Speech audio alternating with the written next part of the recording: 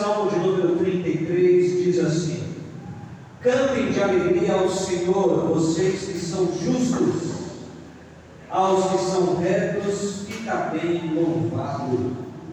Louve o Senhor com harpa, ofereçam-lhe música com liras das cordas. Cantem uma nova canção, toquem com habilidade ao aclamá-lo, pois a palavra do Senhor é verdadeira. Ele é fiel em tudo que faz. Ele ama a justiça e a retidão. A terra está cheia da bondade do Senhor. Fica de pé no seu lugar. Vamos orar. Vamos começar o culto dessa manhã orando, falando com Deus. Agradeça por esse dia. Agradeça pela sua família. Agradeça a Deus por começar mais uma semana. E porque você pode apresentar a Ele a primícia da semana. A primícia da semana é o primeiro dia da semana. É o primeiro culto. Ou o primeiro dia que nós apresentamos a Deus. Então apresente ao Senhor a tua semana. Diga a Deus que a minha semana seja uma semana abençoada. Que a minha semana seja uma semana de paz. Peça a Ele sabedoria. Se você tem sabedoria, peça a Ele força e direção. Se você precisa de força e direção, estamos apresentando a Deus o primeiro dia da semana como uma primícia. Como uma primícia apresentada, ela santifica o resto. Assim será a sua semana. Uma semana abençoada, de paz, de direção, de força, de ministrações da parte de Deus. O Espírito do Senhor vai ministrar o seu coração, a sua vida. Essa semana, o presente de Deus é respostas. Essa semana você vai ver de Deus direção. Essa semana você vai ver a boa mão do Senhor sobre a sua vida, te abençoando e te prosperando. Pai, louvado seja o teu nome. Obrigado por nos congregarmos nesse lugar. Obrigado pela semana que se inicia. Nós apresentamos ao Senhor a primícia dessa semana como o primeiro fruto. E Pai, que nossa semana seja uma semana abençoada e de paz. Que a tua mão seja sobre os meus irmãos e irmãs. Que haja sobre eles abundância, prosperidade, paz e direção. Dá nosso coração neste dia. Recebe, ó Deus,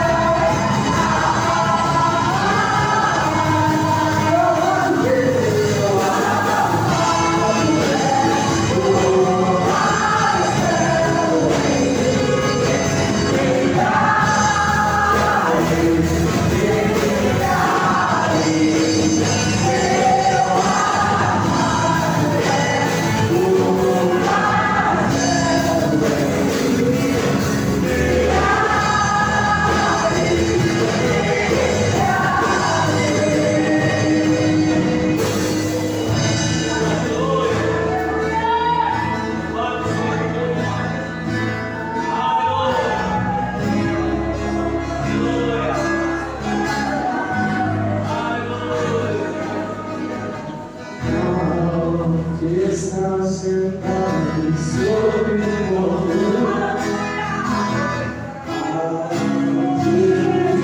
Para sempre, sempre, seja a honra, seja a glória e o poder, seja a glória, seja a honra e o poder. Está sentado sobre o trono.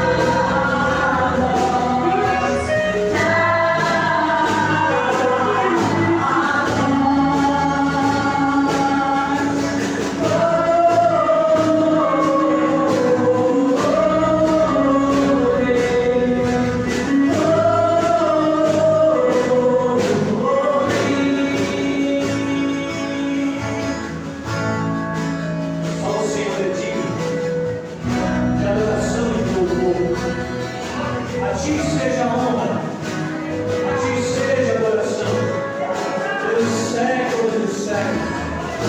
Tu nos criaste para o louvor da tua glória. E é na tua glória que está o prazer da nossa alma, o prazer do nosso ser. A ti, para todo sempre, seja o louvor e a adoração pelos séculos dos séculos. Amém. Amém e amém. Aplauda bem forte esse Senhor.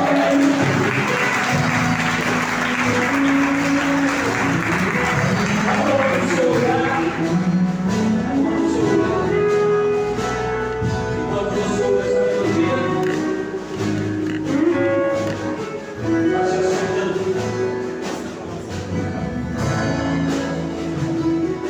Deixa eu falar algumas coisas. Realmente eu melodia. Deus trabalha.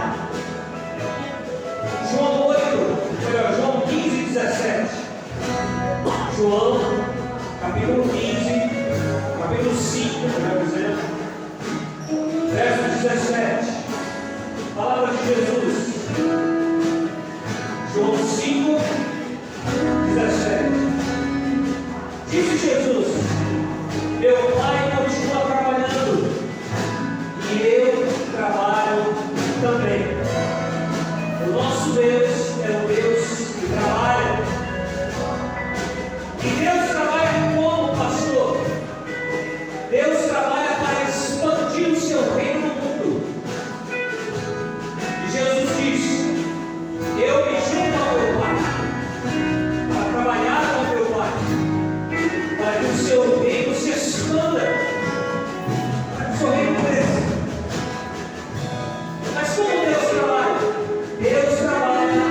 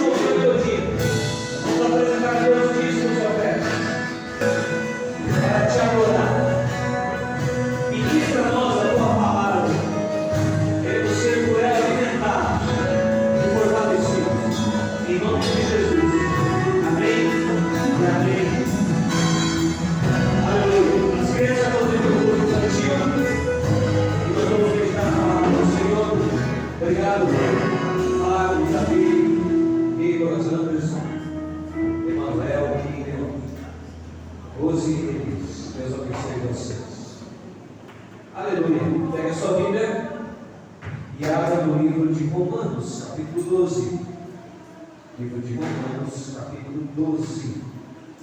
Queridos, duas informações importantes. Não, primeiro três, né?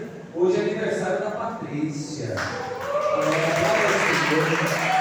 Patrícia completa mais um ano de vida. Deus te abençoe, Patrícia. Bom ter você com a gente aqui. E bom podermos celebrar o teu aniversário. Deus te abençoe e derrame muitas bênçãos sobre você. Outro aviso importante, irmãos. Nossos cultos de quarta-feira, todas as quartas às 8 da noite, estamos aqui com o nosso culto Passos de Fé. Se você pode, venha ao culto de meio de semana, tem sido uma bênção. E outro aviso, vocês viram que eu mandei uma mensagem para vocês ontem. Parece um pouquinho diferente, né? O WhatsApp, ele criou agora as comunidades. E nas comunidades você pode colocar os grupos. Fique tranquilo, não é um grupo a mais não. O nosso grupo da igreja continua funcionando normalmente. Mas sempre vou mandar comunicações ali pela comunidade, ser anúncios, né? Mas sempre ali os comunicados. Mas o nosso grupo de WhatsApp continua funcionando normalmente, tá bom? Só para você aí não ficar com dúvida do que está acontecendo.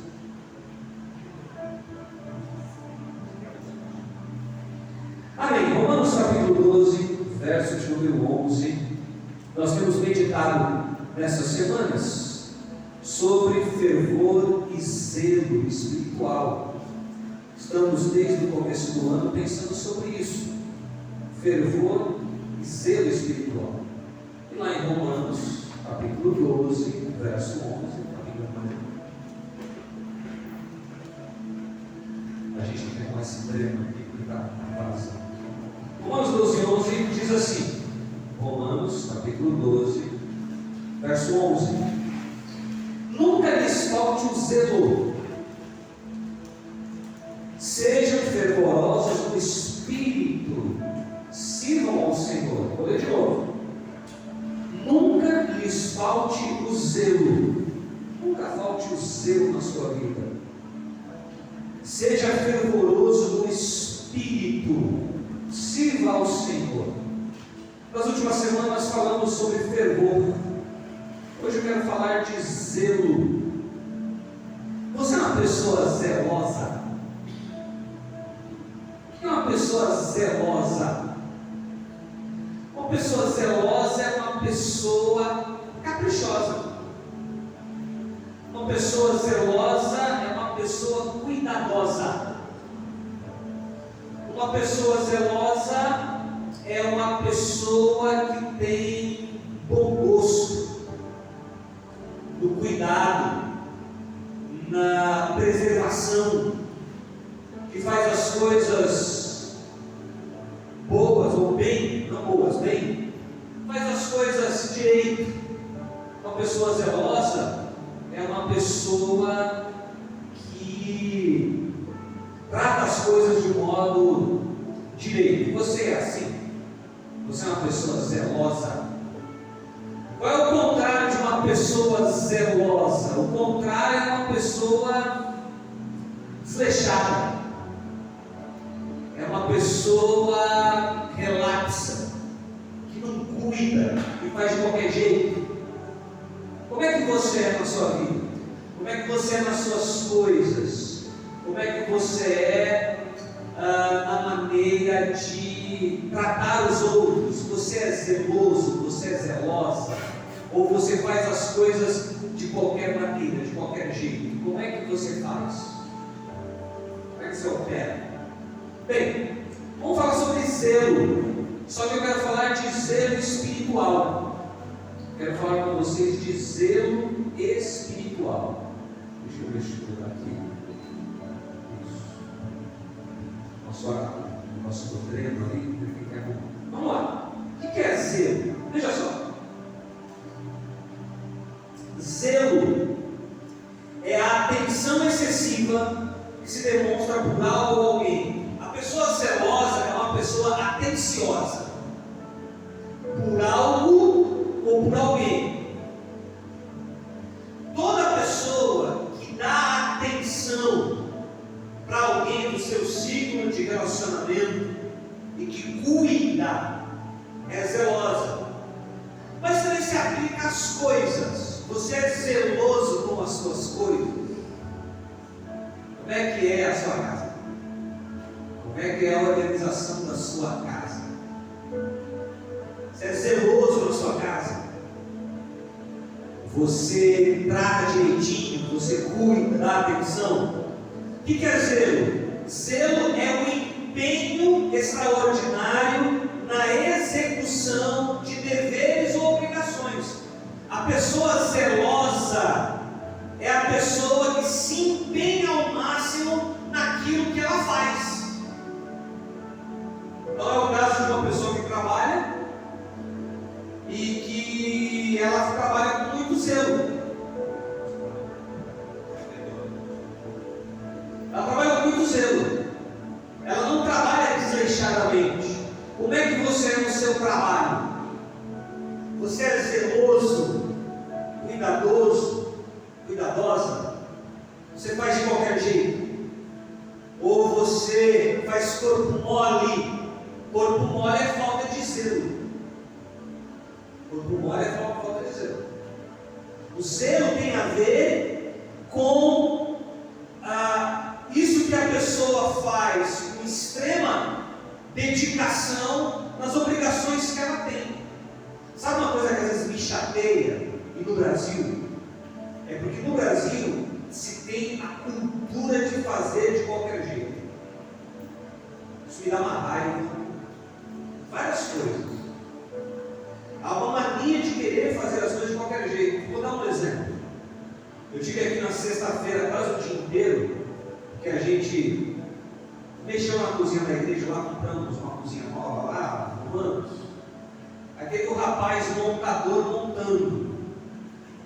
Depois ele foi fixar umas paredes, eu ajudei ele e tal. Aí tinha algumas coisas lá, ficava meio torto lá, falei, cara, começa aqui e tal, e arrumou. Mas eu percebi que ele fazer tipo um corpo mole. Eu tive que dar uma prensa nele. Não, irmão, assim não dá, tem que ajustar. No Brasil tem essa cultura, o nosso povo sofre dessa mentalidade, tá? De fazer de qualquer jeito. O nosso povo sofre dessa mentalidade. De fazer as coisas de qualquer forma.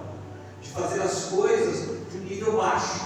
De fazer as coisas de uma forma medíocre. O que é fazer as coisas de uma forma medíocre? Fazer abaixo da média.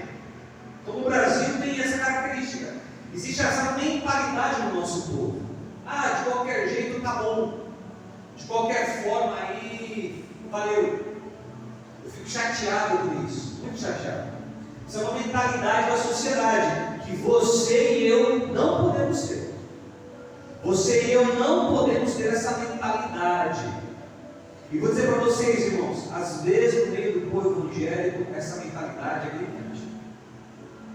Às vezes no meio do povo evangélico, essa mentalidade de fazer de qualquer jeito, de qualquer forma, ela é uma realidade. E às vezes nós evangélicos nos escondemos atrás da espiritualização. A gente espiritualiza a nossa mediocridade e falta de zelo. Isso acontece muito. A gente tenta mascarar a nossa falta de dedicação e de zelo pelas coisas a partir de uma linguagem espiritualista, mística, religiosa. A gente espiritualiza. Isso é falta de zelo. Outra coisa, zelo é a afeição ardente e viva por alguém ou por alguma coisa. A pessoa zelosa, ela tem uma afeição diferenciada por alguém ou por algo. Então, por exemplo, a pessoa que é zelosa de suas amizades, ela tem uma afeição pelas suas amizades. E ela procura cultivar ao máximo suas relações de amizade. Ela demonstra carinho, como também com as coisas. A pessoa zelosa é a pessoa carinhosa, é a pessoa cuidadosa, é a pessoa que trata as coisas, sabe, com esmero. No nosso país, a mentalidade de boa parte da sociedade é fazer tudo de qualquer maneira. Isso é um perigo.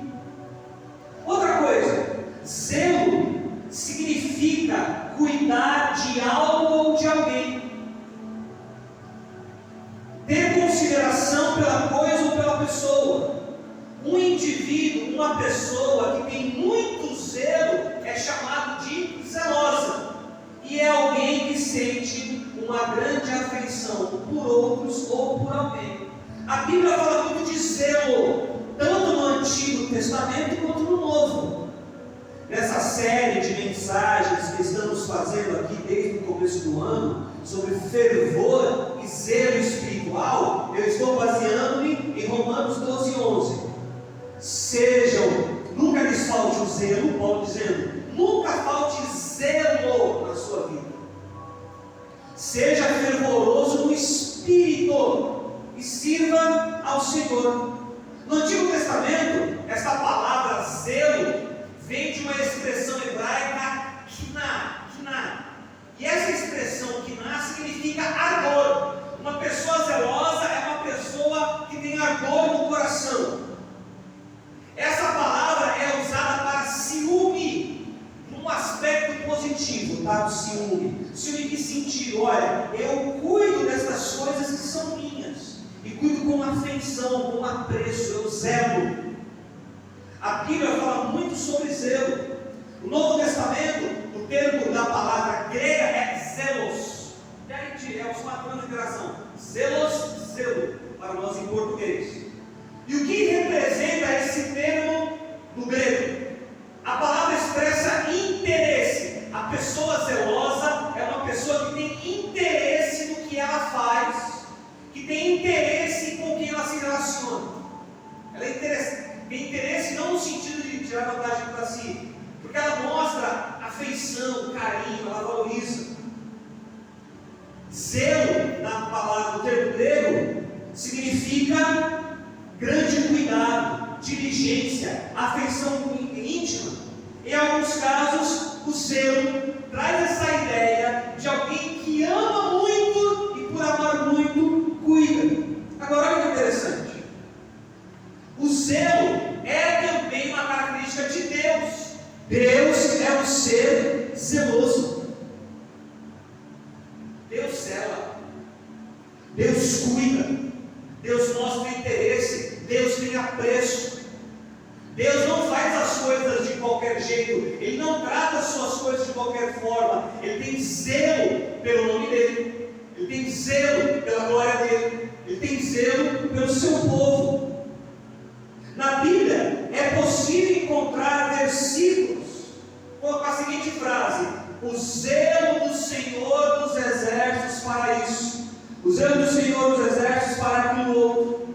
Na Bíblia, essa qualidade de zelo é diligência. O que é uma pessoa diligente? É uma pessoa que trabalha, é uma pessoa que executa, que faz. A pessoa zelosa não é uma pessoa preguiçosa, não é uma pessoa fraca, não é uma pessoa que tá bom. Sabe qual é o maior desafio que você e eu temos no nosso dia a dia? De sermos zelosos. Porque existe uma leseira que quer tomar o nosso corpo, né? Para a gente fazer tudo de qualquer jeito, de qualquer forma, de empurrar com a barriga. E na nossa cultura isso é muito forte. E isso é até cantado filosoficamente, como por exemplo na filosofia Zé Pagodinana, deixa a vida me levar, que nada para ele. Essa música Zé Pagodinana, ela expressa essa mentalidade de falta de diligência, falta de zelo. E na Bíblia isso é apresentado. Essa qualidade também aparece como um dos atributos de Deus. Deus é um ser zeloso, que preserva a sua santidade e retidão. Deus zela pela sua santidade, Deus zela pela sua retidão, Deus zela por aquilo que lhe é valoroso. Deus é zeloso em toda a sua obra e no cumprimento da sua vontade soberana.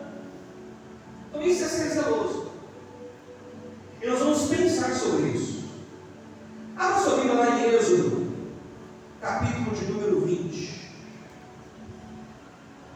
Êxodo 20, a partir partir do verso 3. Nós vamos ver dois textos hoje. E tem um texto interessantíssimo para nós vermos aqui. Êxodo 20, a partir do verso 3. Olha o que Deus diz. Êxodo 20, verso 3. Não terás outros deuses diante de mim. Não farás para ti nenhum ídolo, nenhuma imagem de qualquer coisa no céu, na terra, ou nas águas debaixo da terra. Não te prostrarás diante delas, nem lhes prestarás culto, porque eu, o Senhor teu Deus, sou Deus zeloso, que castiga os filhos pelos pecados de seus pais, até a terceira e quarta geração daqueles que me desprezam. Deus fala aqui neste texto, através de Moisés: não terás outros deuses diante de mim. Não terás outros deuses. Ou seja, e ele fala: eu sou zeloso, eu sou um Deus que zelo pela minha glória, pela minha santidade, pelo meu caráter, e você não pode ter outros deuses na sua vida. Eu sou o seu único Deus. E aqui nesse texto é algo interessante. Deus é único, e por isso Ele não divide a sua glória com ninguém. Diz o texto: não terás outros deuses. Nada pode estar no seu coração e no meu como centro da nossa vida. O centro da sua vida e da minha deve ser o Senhor.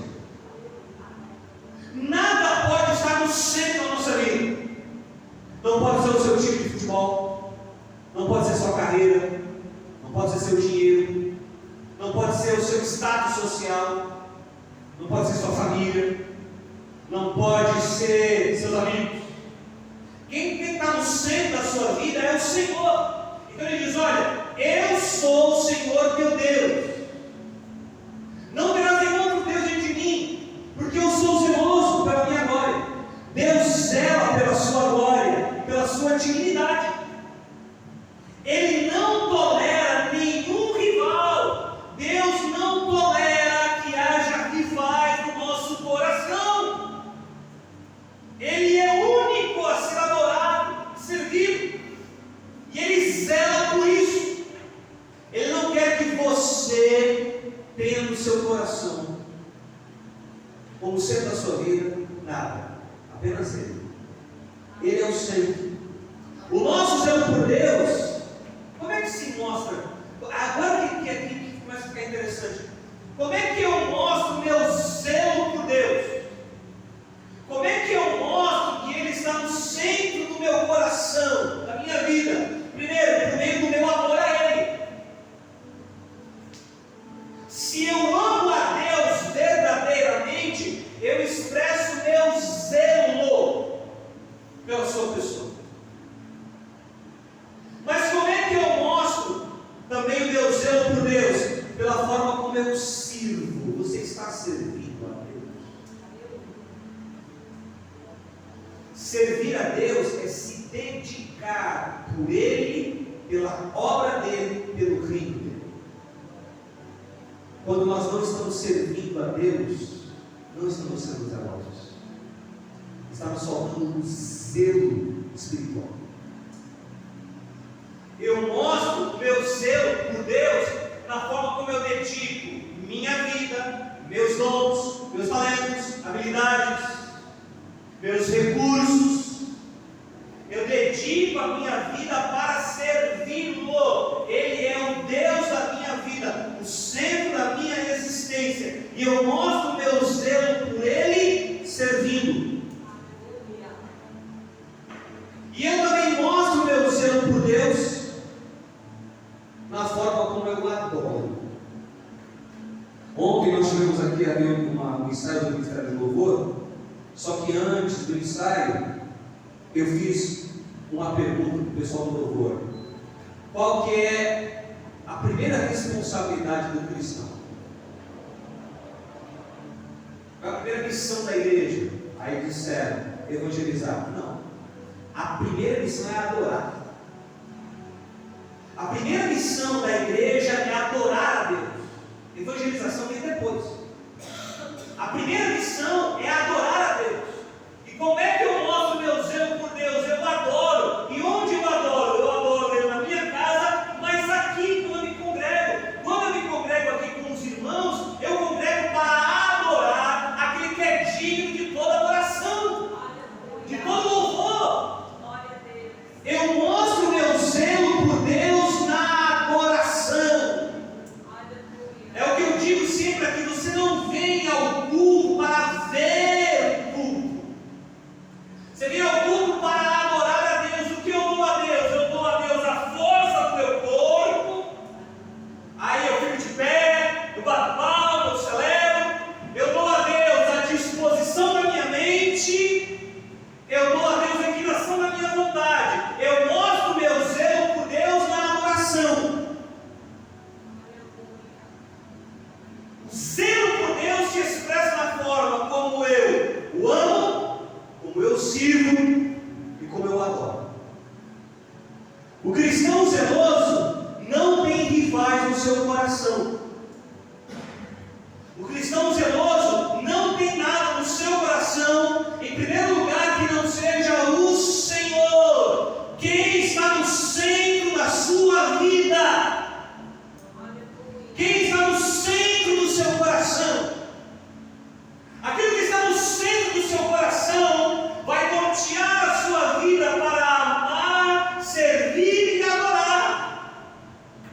Mas se é a minha carreira que está no centro, se é o meu dinheiro, se são os meus negócios, se é minha família, se é os meus bens, seja lá o que for, eu não estou zelando por Deus. Quem está no centro da sua vida? E agora vamos ver um outro texto que Deus falou comigo. Eu já estou pensando nisso há alguns dias. Só que como na sexta-feira eu vim para cá, fiquei o dia todo aqui, quase o dia todo. O montador só chegou às 9, eu cheguei aqui às 7. Aí Deus me deu essa palavra para ministrar a você. Abra sua Bíblia em Números 25. Números, capítulo 25. Livro de Números, capítulo de número 25.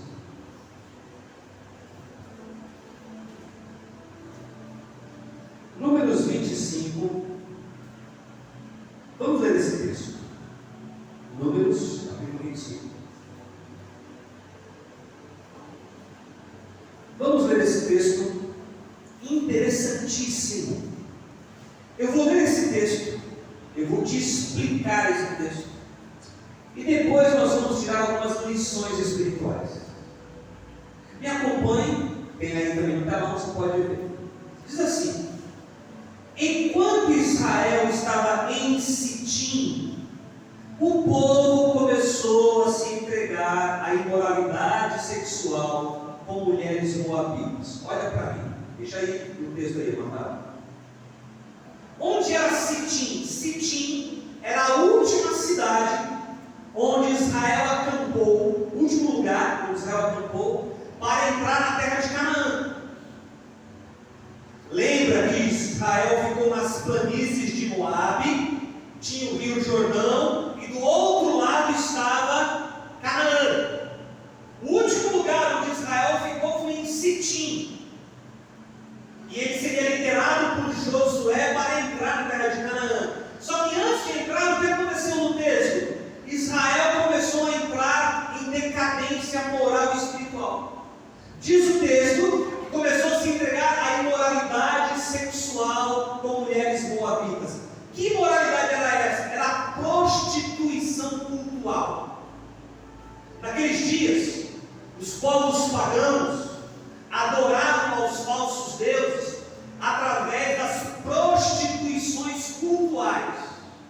O que é uma prostituição cultural? Era cultural. Era quando um sacerdote ou uma sacerdotisa daquele falso deus prestava adoração por meio de atos sexuais com as pessoas.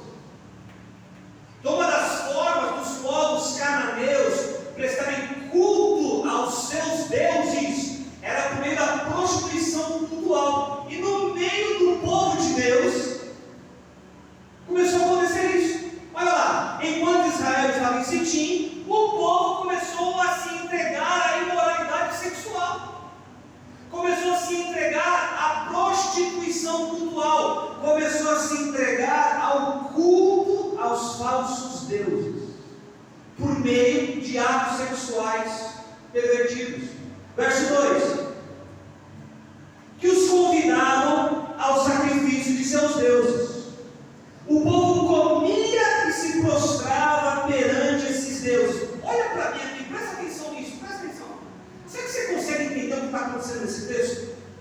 Esse aqui é o povo de Israel, que foi tirado por Deus do Egito, que viu as 10 pragas jogadas sobre o Egito para liberar Israel, que viu o mar vermelho se abrir, que durante 40 anos andou pelo deserto do Sinai, e todos os dias via cair do céu o maná e as codornizes. O povo que Deus tirou do Egito de modo miraculoso, que conduziu por 40 anos, todos os dias havia uma nuvem sobre o povo, para que o sol escaldante do deserto não os derretesse. Esse povo viu atos de Deus, e esse povo está de novo desonrando a Deus. Me explica isso.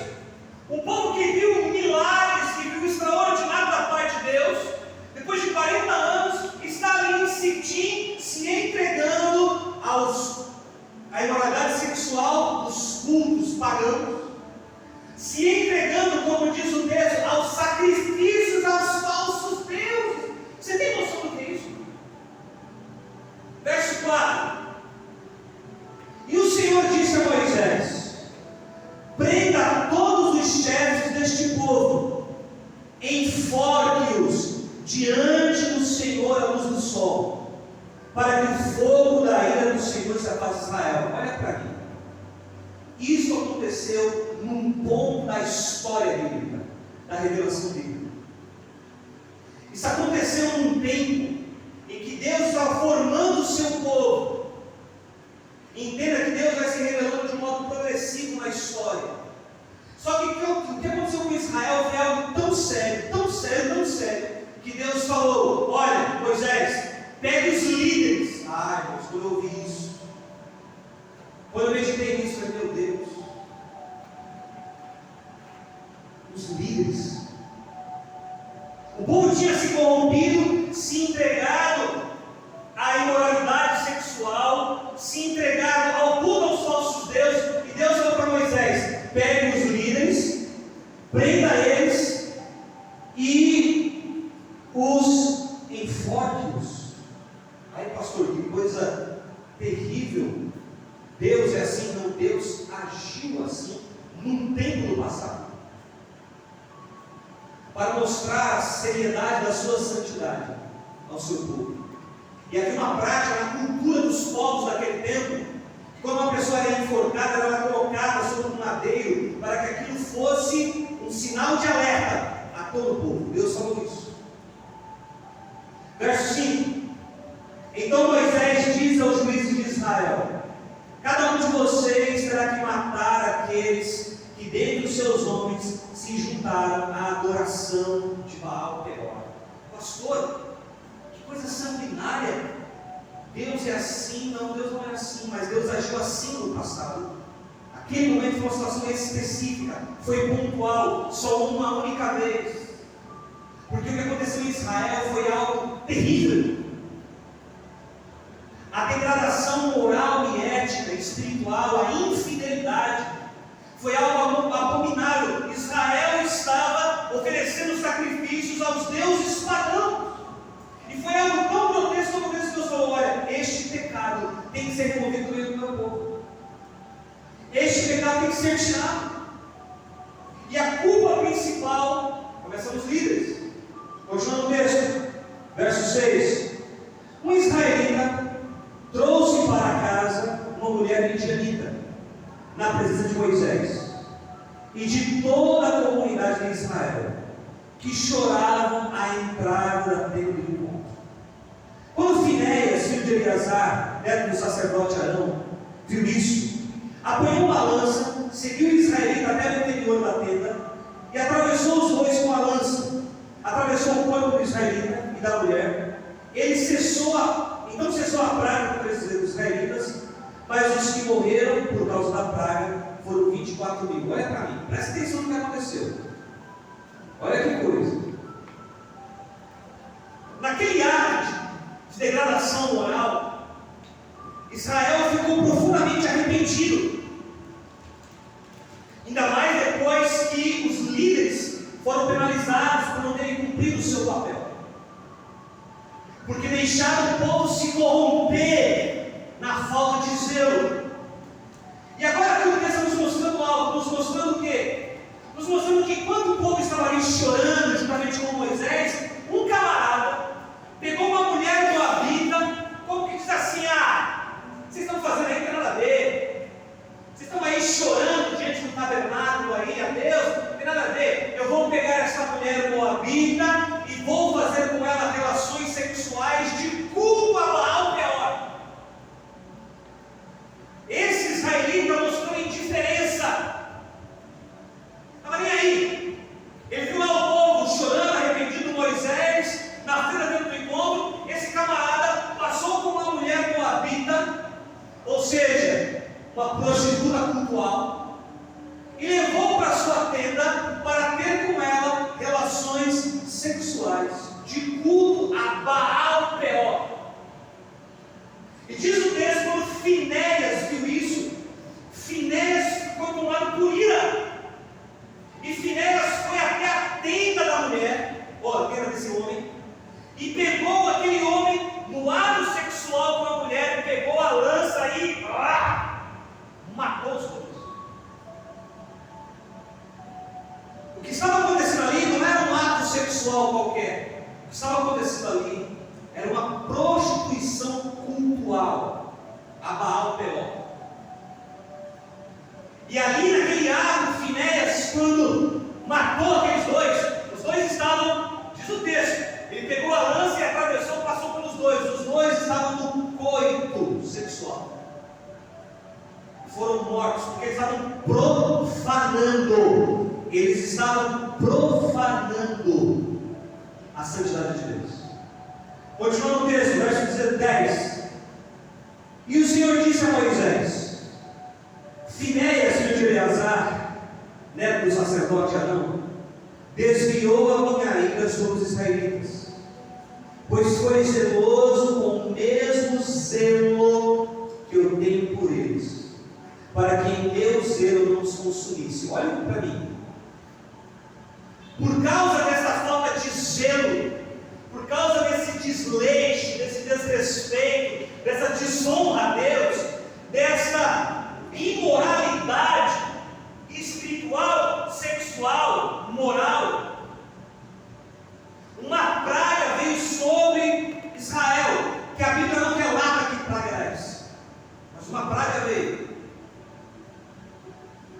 E aí Deus ia derramar a sua ira sobre todo o povo, mas o ato de Finéias em matar aquele casal que tinha profanado de modo abominável o quebrantamento do povo de Israel, que estava ali corrompendo a santidade do tabernáculo, Deus disse: olha, por causa disso eu vou poupar o povo.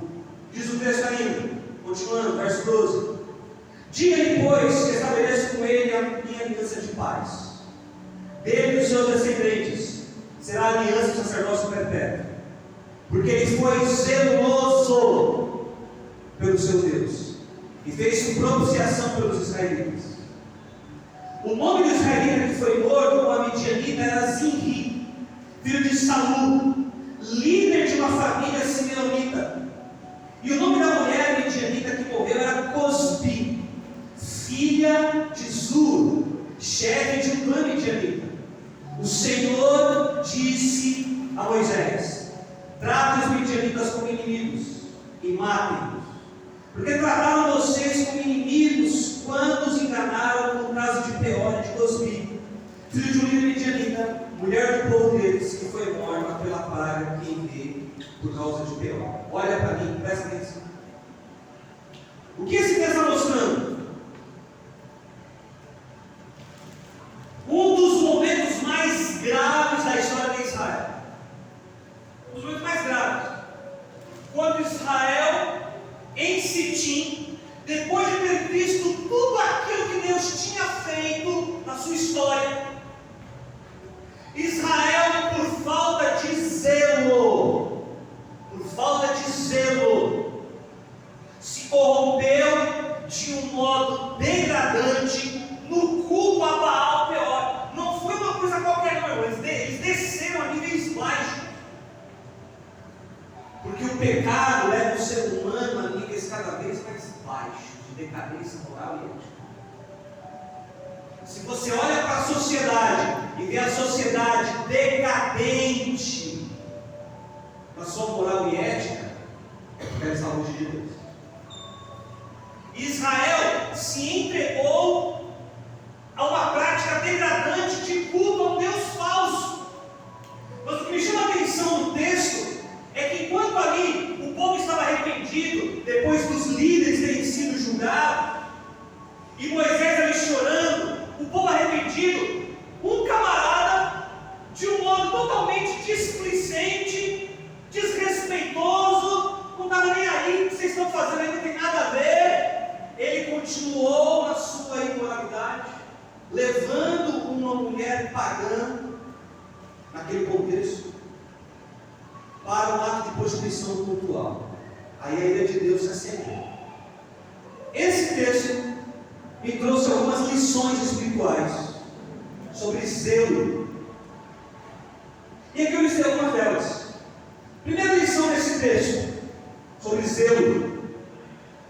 O zelo espiritual, ele se perde quando nos acomodamos. Você começa a perder o zelo por Deus e pelas coisas de Deus quando você se acomoda espiritualmente. A acomodação espiritual baixa o nível do nosso zelo por Deus. Só que não é só a acomodação, porque a acomodação faz com que eu comece a dar brechas ao pecado, brechas às impurezas e brecha à infidelidade. Onde Israel errou? Israel errou porque deu brecha de infidelidade. E a infidelidade gerou pecados e impurezas. Por quê? Porque se acomodou. Quando a gente se acomoda espiritualmente, irmãos, a gente começa a perder o zelo por Deus e pelas coisas de Deus. E quem se acomoda começa a dar brechas para a infidelidade, brechas para impurezas e brechas para pecados. Se na sua vida existem impurezas que você não elimina, se na sua vida existem pecados que você está compactuando, é porque você se acomodou espiritualmente. E isso está roubando o zelo por Deus, o zelo pelas coisas de Deus. Se na sua vida e na minha nos falta esse cuidado, carinho, apreço, afeição pelo Senhor, é porque nós nos acomodamos e demos brechas. Quais são as impurezas na sua vida que estão te contaminando, pelas quais você está se alimentando? Como é que eu comparo impurezas com lavagem de porco? Já viu o porco comendo lavagem? Todas as vezes que você e eu damos lugar às impurezas, é como um porco comendo lavagem. E isso vai dando brechas. E aí o nosso zelo por Deus vai sendo roubado. Segunda lição que eu listei aqui: o zelo espiritual se perde quando nós nos prostramos diante dos falsos deuses que passam a estar no centro do nosso coração. O que explica Israel, que viu o sobrenatural de Deus ao sair do Egito, que viu o sobrenatural de Deus em cuidar dele durante 40 anos no deserto? O que explica Israel se entregar ao culto a Baal Peor? É porque Israel deixou que uma Se o seu time de futebol, se o seu dinheiro, se o seu negócio, se os seus estudos, se a sua carreira começar a se tornar o centro da sua vida, você vai perder o zelo por Deus e pelas coisas de Deus. Se a tua gana de ganhar dinheiro estiver no centro do seu coração, você vai perder o zelo por Deus. Você vai perder o zelo pelo Senhor, pelas coisas dele. Outra lição, e essa aqui doeu em mim, essa doeu.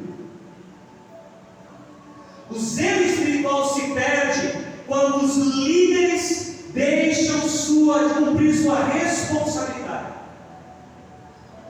O que me chamou a atenção é que o texto diz que o povo se corrompeu, mas na hora de Deus trazer juízo, Deus falou para Moisés: chama os líderes. Se o povo chegou nessa condição, a culpa é dos líderes. Se na sua família não há zelo por Deus, o culpado é você, que é líder da sua família. Se na sua casa não há zelo por Deus e pelas coisas de Deus, a responsabilidade é de quem lidera. É a mesma coisa numa igreja.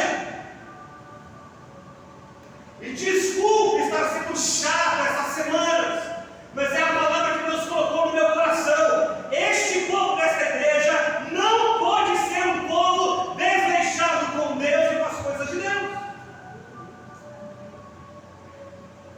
Não pode. Tudo começa nos líderes. A sua liderança na sua casa, a sua liderança nos seus filhos, a liderança espiritual sobre o grupo de pessoas que você exerce. O zelo se perde quando os líderes deixam de cumprir sua responsabilidade. A responsabilidade de fomentar o zelo no coração das pessoas. A responsabilidade de inspirar o zelo nos outros. Os seus filhos que olham para a sua vida e ver que você ama a Deus. A sua esposa tem que olhar para a sua vida e ver que você ama a Deus. O seu esposo tem que olhar para você e ver que você ama a Deus. E você zela pelas coisas de Deus. Você zela pelas coisas do Altíssimo. Tudo começa nos líderes. Quando um povo começa a tratar as coisas de Deus de qualquer jeito, é porque faltou o zelo. Faltou o zelo porque aqueles que lideram não estão fomentando o zelo. Outra lição que eu tirei: um povo perde o zelo por Deus e pelas coisas de Deus, primeiramente, pela culpa dos líderes. Primeiramente, não é só. Primeiramente, se na sua família, por exemplo, não há zelo por Deus e pelas coisas de Deus, a culpa é de toda a família, mas começa primeiro no líder. Começa primeiro no líder. Você, marido, é sacerdote na sua casa. Você tem que assumir o seu papel de homem líder. E que inspire sua esposa e filhos a amar e servir a Deus. Mostrar zelo pelo Senhor, pelas coisas do Senhor. É responsabilidade nossa. Começa primeiramente nos líderes. A culpa era de todo Israel, mas começou nos líderes. Outra lição que eu tirei: o zelo espiritual se perde quando falta temor a Deus e respeito pelas coisas de Deus. E eu disse naquele momento em que o povo estava diante do tabernáculo, chorando, arrependido, junto com Moisés. E aí passou lá o camarada, os igrejas, com uma mulher moabita, desrespeitando, tratando de qualquer jeito, sabe? Um descaso. Quando a gente começa a ter uma vida religiosa, a gente começa a tratar as coisas de Deus de qualquer jeito. Quando a gente começa a ter uma vida religiosa, sem zelo e paixão pelo Senhor, a gente começa a tratar as coisas de Deus com muita displicência. De qualquer jeito está bom, de qualquer forma está bom. Quando a gente faz assim, irmãos, a gente perde o zelo.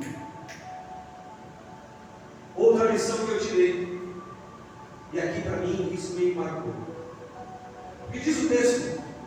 Preste atenção.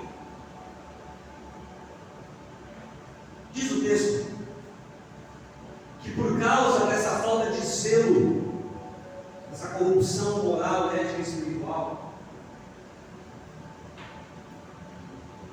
morreram 24 mil pessoas, está no texto. E aqui o Espírito Santo ministrou para mim. A falta de zelo, preste atenção nisso. A falta de zelo é o que pode estar na origem dos nossos insucessos, fracassos e derrotas. Talvez na vida de uma pessoa haja insucessos, fracassos e derrotas por causa da falta de zelo. E eu lhes confesso que isso me fez tremer no coração. É verdade que insucesso, fracasso e derrota não é só por causa disso. Pode haver outros fatores, mas é verdade que uma pessoa que não tem zelo não terá sucesso na vida. E algumas pessoas, aqui um dia Deus falou de modo tão profundo que a paixão de amor por Ele estava tão incandescente, mas que no processo da vida se perdeu aquilo. Algumas pessoas não conseguem prosperar e avançar por causa da sua falta de zelo com Deus e com as coisas de Deus. A falta de zelo espiritual é o que pode estar na origem dos nossos insucessos, fracassos e derrotas. E aí você tem que olhar para a sua vida. Volto a dizer, não é só por causa da falta de zelo que uma pessoa vai enfrentar insucesso, derrota. Mas se ela viver com falta de zelo, certamente ela vai colher isso. Você tem que examinar a sua vida, meu irmão. Você tem que examinar a sua vida, meu irmão. Se tem lhe faltado zelo por Deus e pelas coisas de Deus, comece a pensar se talvez não é por causa disso que insucessos, fracassos e derrotas têm acontecido em sua vida. Examine-se a si mesmo. Olhe para a sua vida. Outra lição que eu tirei: o zelo por Deus e pelas coisas de Deus não compactua com o pecado. O zelo por Deus e pelas coisas de Deus não compactua com a infidelidade. O zelo por Deus e pelas coisas de Deus não compactua com o desleixo. O zelo por Deus e pelas coisas de Deus não compactua com a falta de temor a Deus. O que aconteceu com aquele camarada que, quando viu Israel ali, prostrado, se arrependendo diante do Senhor, pegou a mulher Moabita e levou ela para a sua tenda para ter relações sexuais com ela? Faltou temor a Deus. Quando uma pessoa não tem mais temor a Deus, ela não tem limites para se afundar na lama do pecado, da decadência moral e ética. Deus não pactua com isso. O zelo por Deus e pelas coisas de Deus deve me levar a uma vida de pureza, de santidade, de retidão, de dedicação. Deus não compactua com essas coisas. Deus não compactua com o desleixo. Não compactua.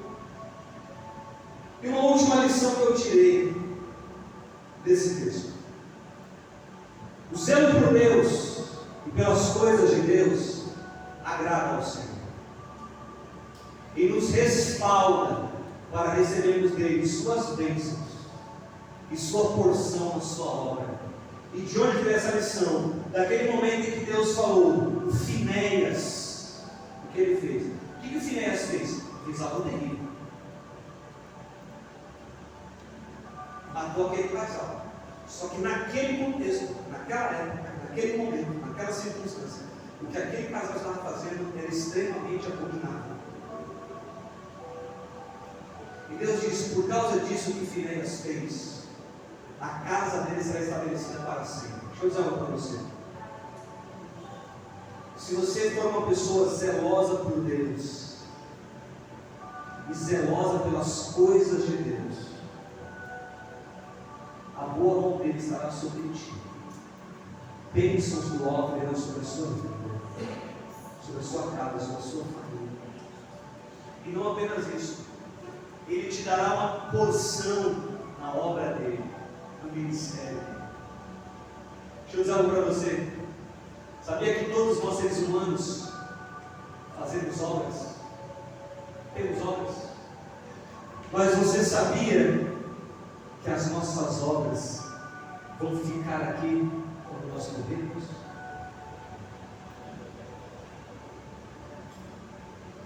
Todo esse empenho que você está fazendo nos seus projetos e negócios, continue, não está errado não. Só que eles não têm peso de eternidade. A única coisa que perdurará para sempre é o reino de Deus. Portanto, a sua obra é o que para ele mais tem valor. Viva a sua vida para promover a glória de Deus, na expansão do seu reino, na edificação da sua igreja. E entenda uma coisa: a pessoa zelosa por Deus vai ser usada por Ele. Sabe uma coisa que me chama a atenção? É que eu vejo muitas pessoas que querem ser usadas por Deus. E vou dizer para você, é bom demais ser usado por Deus. Mas Deus não pode usar quem não tem zelo por Ele.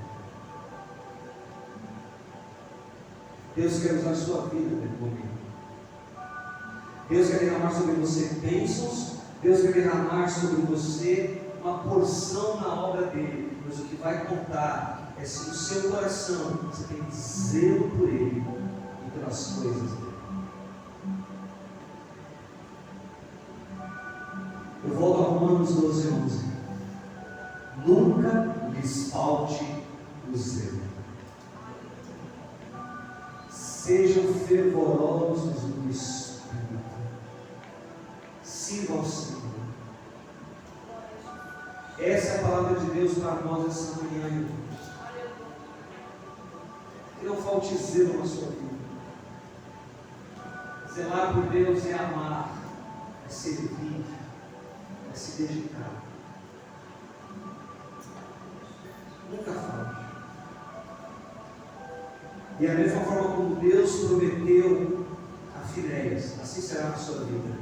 Quem zela por Deus e pelas coisas de Deus, vai ver a boa mão do Senhor sobre a sua vida. E vai ver bênçãos cair sobre si. E às vezes não vai entender por que você chegou até mim. Aí Deus vai dizer, porque você tem zelo por mim. Você tem zelo pelas minhas coisas. Você tem zelo pela minha pessoa. Isso aqui é um plus.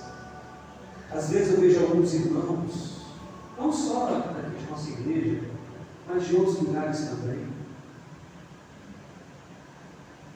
trilhando um caminho contrário, trilhando um caminho errado. Às vezes eu vejo pessoas querendo se esforçar de todas as maneiras para conquistar e conseguir tal, tá certo, é legal, é bom, mas entenda uma coisa: com o povo de Deus, Ele nos dá enquanto dormimos. Ele nos dá enquanto dormimos. Ou seja, Ele provê. Quando Deus, o seu trono, ele vê no coração de alguém que o ama e cela por ele, Deus tem prazer e satisfação de abençoar, de prosperar, de fazer essa pessoa avançar. O meu desejo nessa manhã é que o zelo pelo Senhor consuma o teu coração. O meu desejo nessa manhã é que na sua vida seja uma realidade aquilo que o salmista diz: o zelo da tua casa me consome.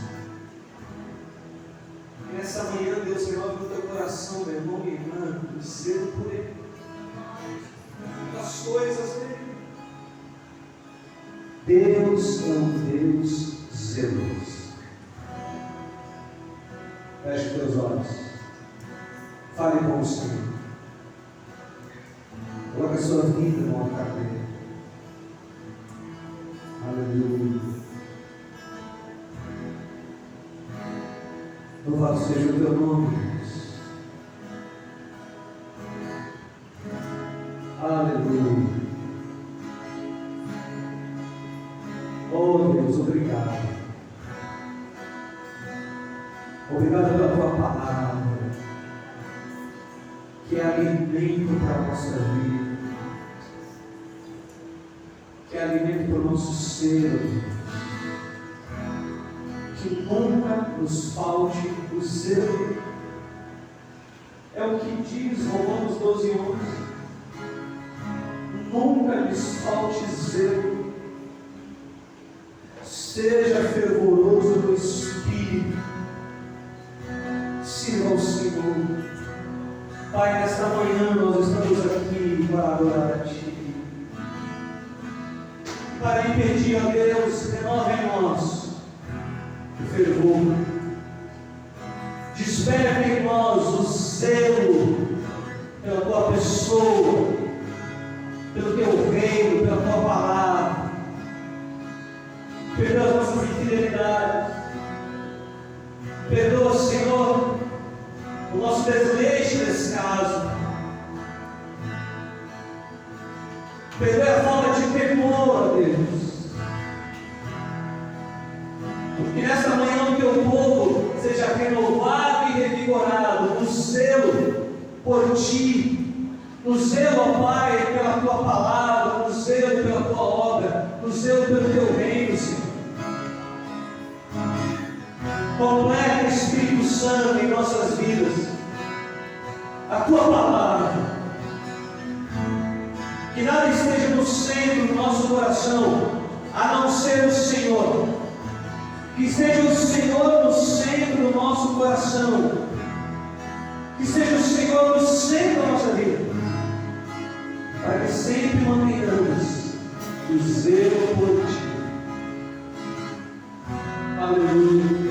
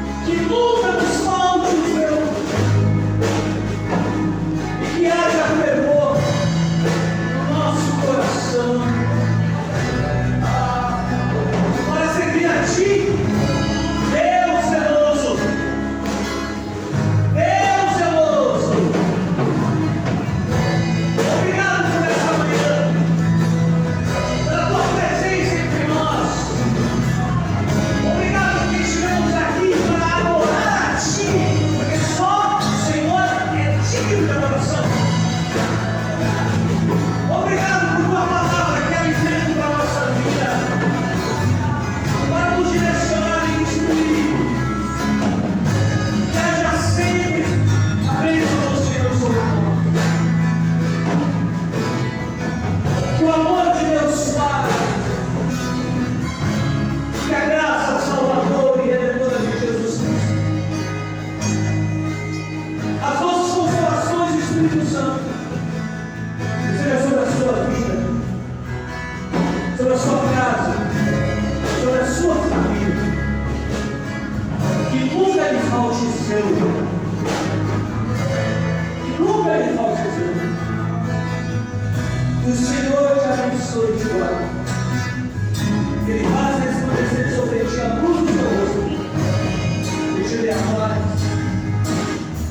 E te dê a paz. E te dê a paz.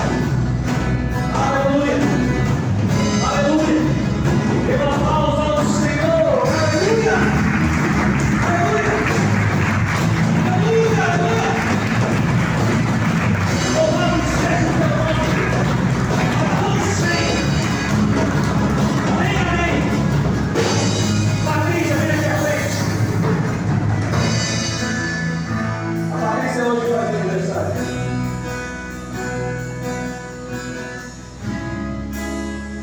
A Patrícia tem sido uma bênção de Deus em nossas vidas. E como eu já conheço ela há alguns anos, eu posso lhe dizer que vocês sabem disso, que ela tem um zelo por Deus, pelas coisas de Deus. E é por isso que o Senhor tem abençoado tanta vida dela. Dizendo só um jeito para cá e vamos abençoar a nossa irmã.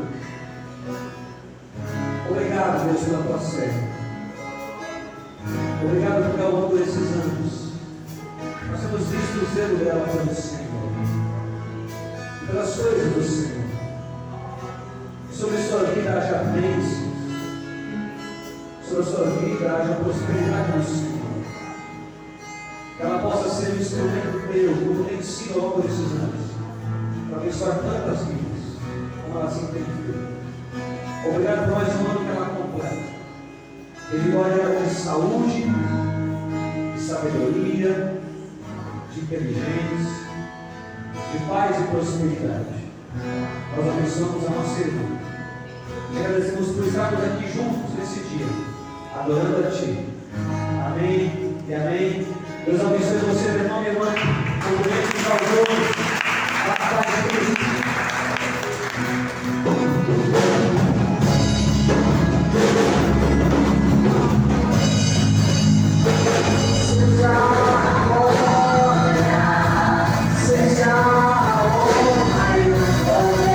Seja